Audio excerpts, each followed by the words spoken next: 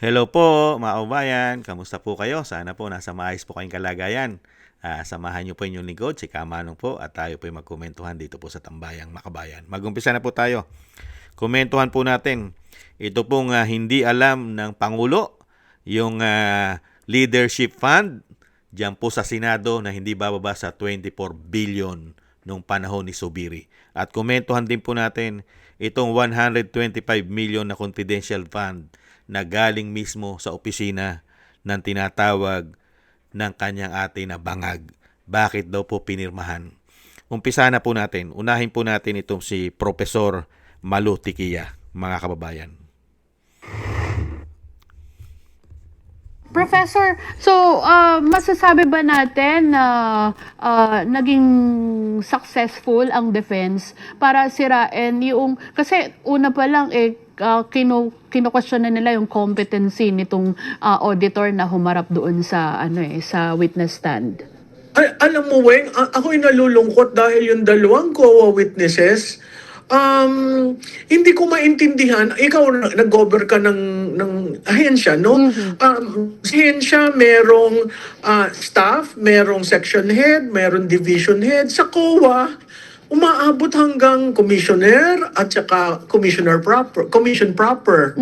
Hindi ko maintindihan bakit hindi pinadala yung section head o yung division head. Tama. Bakit ang pinadala yung nag-audit? Okay lang yung nag-audit pero yung mga tanong na complicated, sa tingin ko hindi nasagot ni Wamil at nitong si Del Campo. Oo, Del Campo. Oo. Kasi parang it's above their pay grade. Kasi yung mga sagot nila, yan ho ano sa joint circular. But they are not going into the ano ba yung wealth of knowledge ng COA when it comes to confidential and intelligence fund. Kasi kay Wamil, ngayon lang niya sinabi na, hindi, ngayon lang na ako ang vice president. Kasi nga, nabigyan ng pondo, no? So, ang kailangan nating na hindi ini-introduce, bakit binigyan ng confidential fund si BP ni Presidente? Ano yung sinubmit na sa Ng tingin ko yun, OVP. oo, so tingin ko yun confidential Ano yung sinubmit that warranted the president to give the OVP 125 million? Diba? Na malapit na yan sa end of the year. Oh, so meaning may operation silang ginawa. Kasi makikita mo rin doon sa bakit may nagawa na binabayaran? Kasi sa Intel, meron ng nag-a-accrue na yung gastos. Kunyari ako informant, kinausap yung dalawa, may gastos na tayo. Pero wala pa kayong budget para sa confidential fund. So the moment nagkaroon ka ng budget, babayaran mo na ako sa information kong binigay. Yung information ko can be useful or can be useful 3 months or 6 months down the line.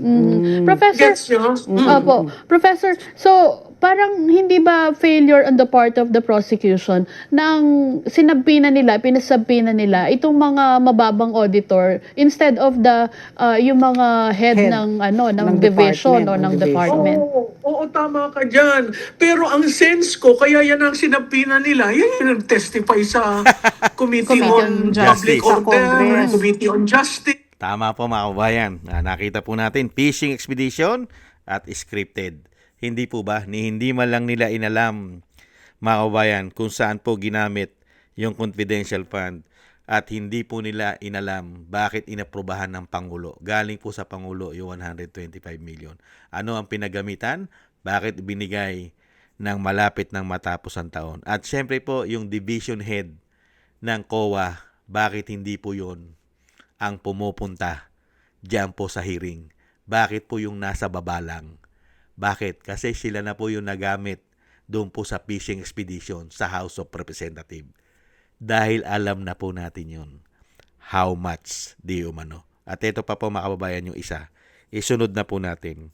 Kaya kung ikaw ay nagpapakatangat, nagpapakabobo sa kanila, mga kababayan, ang dadanasin mo, mga kababayan, kahirapan. Kahirapan at ibabaong ka pa sa utang kung magpapakatanga ka at magpapakabobo ka sa kanila sa tinatawag na bangag ng kanyang ate.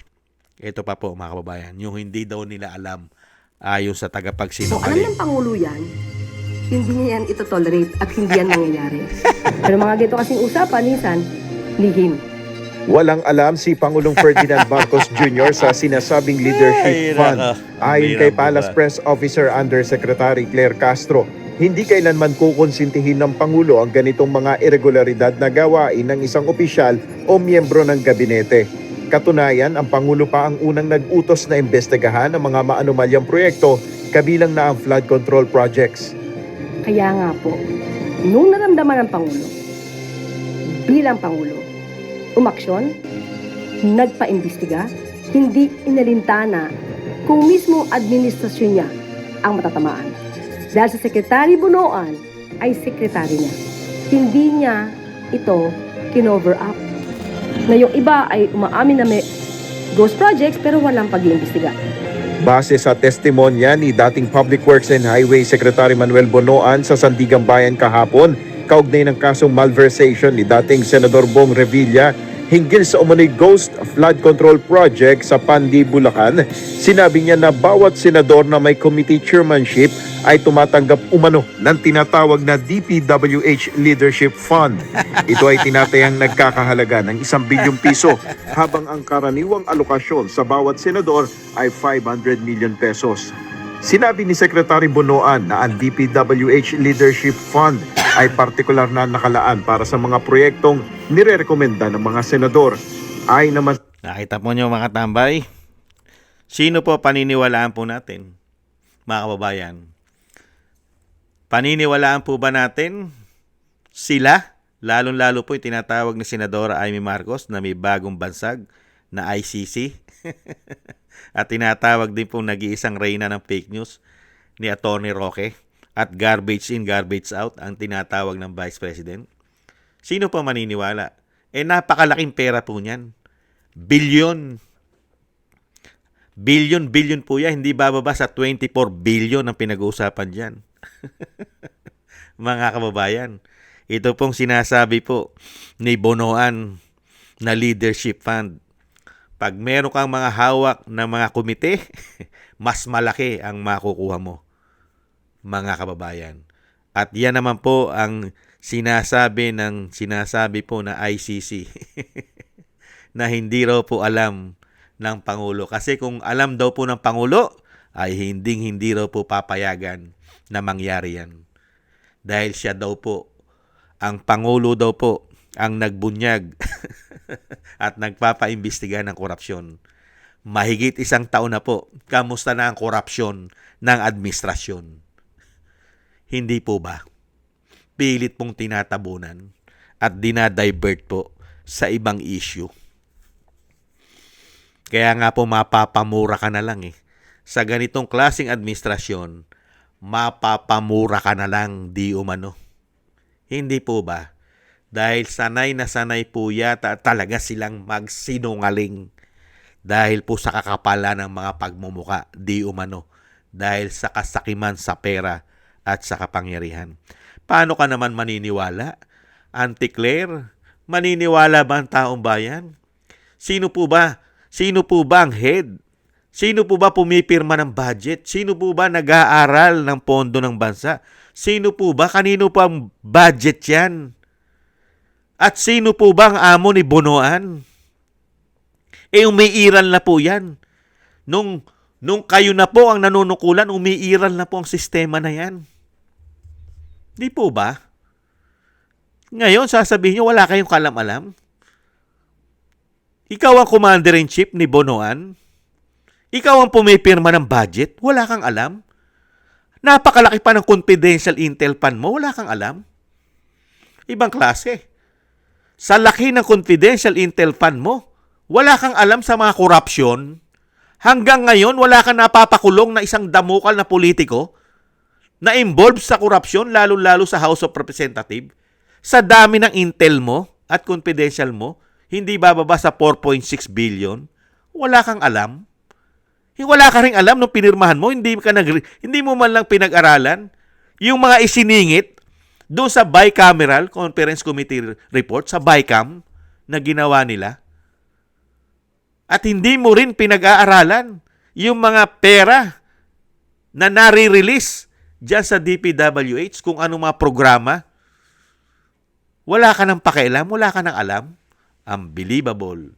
Yan po mga kababayan, ang tinatawag na kanyang ate na bangag, mga kababayan. Pagka nakatira yata, hay na hay at wala nang alam, di umano.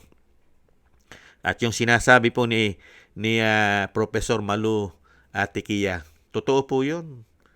Talagang grabe po ang ginagawa nila sa impeachment. Ginagawa po nilang tanga, bobo ang mga Pilipino. Dinadala lang po tayo nila sa kasinungalingan. At kung sino-sino lang po ang sinasabing mga auditor na dinadala nila dyan. At yan po ay scripted. Yan po ang mga ginamit nila noong sa committee, doon po sa House of Representatives, yung sinasabi pong kangaroo court nila ron. Hindi po ba?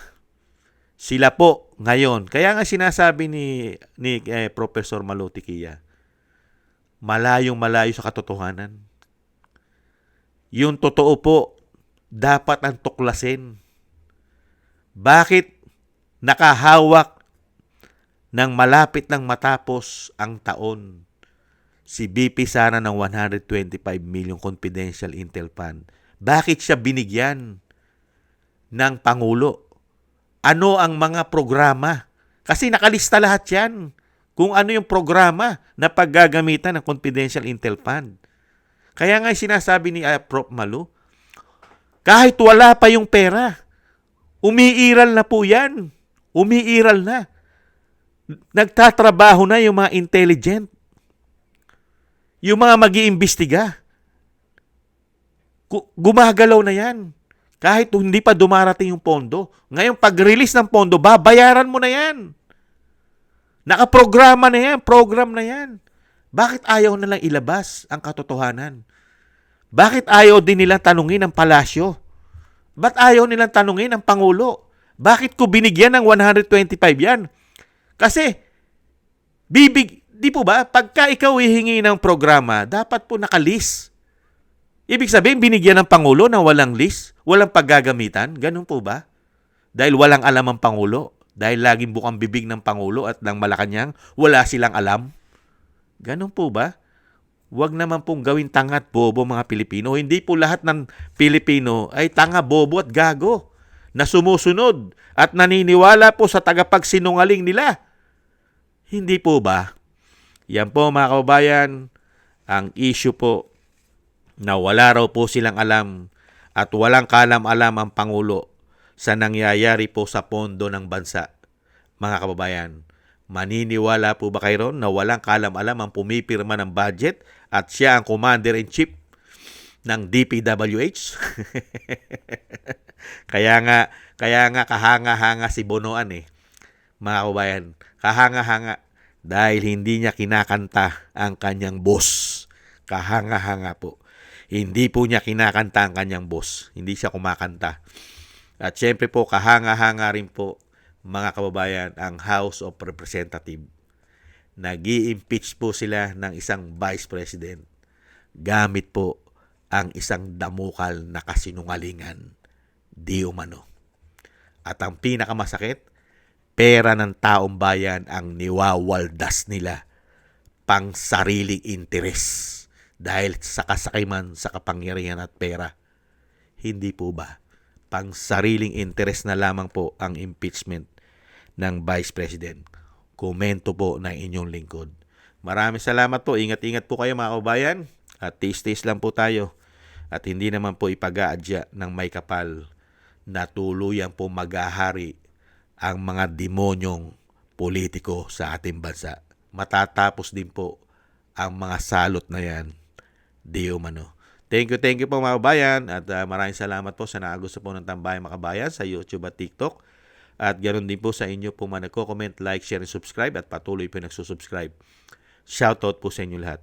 At maraming salamat din po sa mga nagbibigay po ng tulong at biyaya. Shoutout po sa inyo lahat. Shoutout po sa inyo lahat.